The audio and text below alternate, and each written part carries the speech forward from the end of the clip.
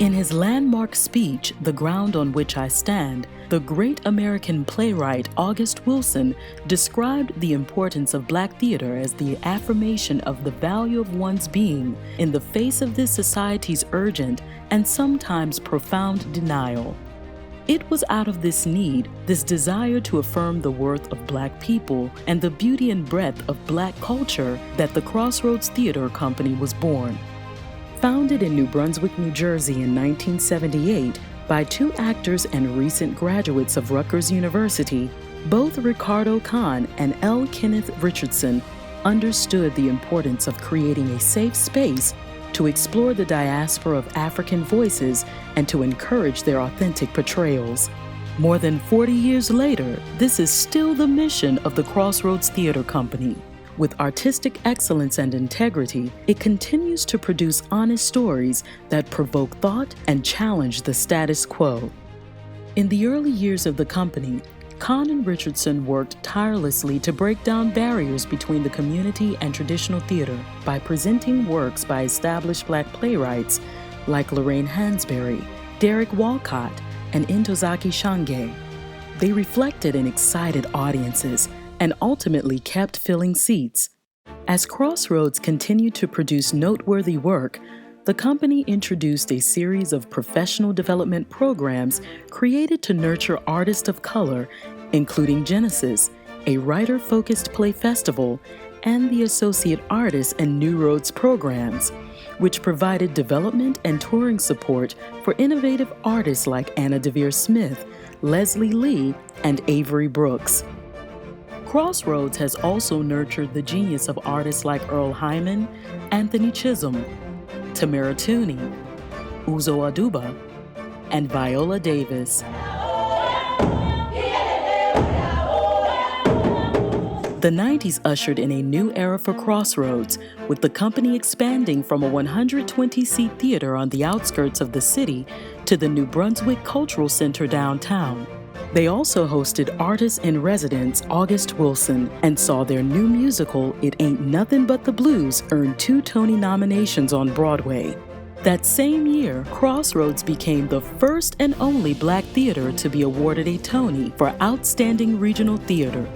With a new home in the state-of-the-art New Brunswick Performing Arts Center, today the Crossroads Theatre Company is one of the nation's premier Black institutions, and their work is still necessary now more than ever. Welcome to Inside New York. We are so delighted to have on today's program a legend in... We finally are here. Yes, it's been a long time, as I said with you over the phone. I've been wanting to have you for years because you've done such extraordinary work at Crossroads. And most recently, you had debuted a amazing, I think, groundbreaking festival online called Stream On. And we want to have you on to talk about that, as well as even last year when Crossroads had its amazing gala that featured Denzel Washington. Thank you. But it's perfect timing because I understand that you're going to be debuting and I say that you, meaning Crossroads Theatre, is in the midst of announcing the new season at Crossroads, and you're back in, kind of a different capacity, which you're going to talk about. Yeah. I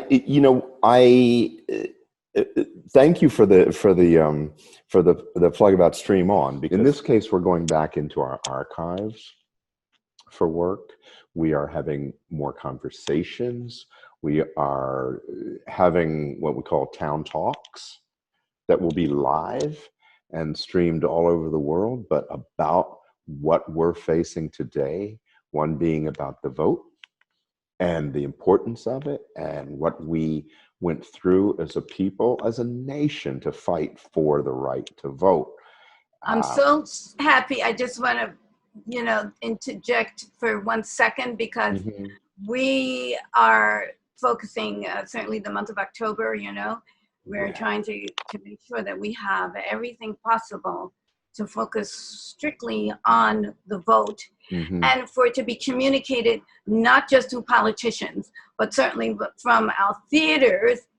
And I think it's so important that we inform the public what you're doing, because this is such an important election that affects our lives, firstly, and also, you know, our cultural institutions, educational institutions, etc., in terms of the funding and support and their ability to survive. So, you know, I don't know if you have a date coming up regarding this.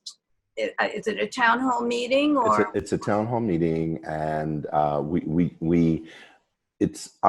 we begin October 28th, and it'll be streamed right after that for right on into the elections. But I will say this: there's another theater company called the American Slavery Project, and Judy Tate, who was one of the original members of the Crossroads Theater Company, now runs this. And she wrote a play. It's actually a series, it's 3 plays that she worked with other people on it as well, called Black Women and the Ballot. And it takes us back into history. We're helping by streaming that, and we have been throughout the summer. But we're also, it's a radio play. But we are also going to be in this next town hall, this town talk. We're going to be showing one of those pieces that happens to be, it's called Pull the Lever. And it in this radio play is Felicia Rashad. Wow.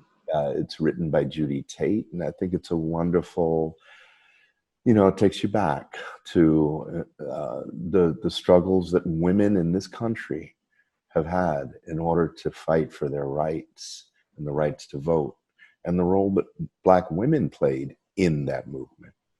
Now, when you say it's a radio play, that means that it's not like a reading where people... You're not going to see... Right. You won't see the actors. You will instead sit back and listen to the play, to the drama. And there are some stills of archival photographs that will be part of it. But for the most part, you sit back and let it take you to its message. Well, there are some advantages in terms of that, because, you know, it is difficult, which is one of the reasons why I thought the 10-minute readings were so, you know, appropriate. Yes. Because it's really hard to stay glued to a, you know, computer screen, or in many cases your cell phone, for, you know, the duration of a play. But we also were looking for, and I hope that you will provide us with little clips, you know, of any of these upcoming performances, or even ones that you may not be able to present. Absolutely. So and you should also know that all of the plays are going to be online. They may be already by going to the crossroadstheatercompany.org. Okay. Well, we will, by the time that we, you know, have this out there, I'm sure we're going to be able to add that information. But I want to make sure, you know, firstly, also, that we talk about your founding of the Crossroads Theater. This is a story that I've been wanting to hear for so long. Yes. And I know my audience wants to. You can see more of our interview with Ricardo Khan, the co-founder of Crossroads Theater, on our YouTube channel, Inside New York's YouTube channel, because we never can broadcast the entire interview, and we don't want you to miss any of it. So subscribe so you can get the extended version of our interview.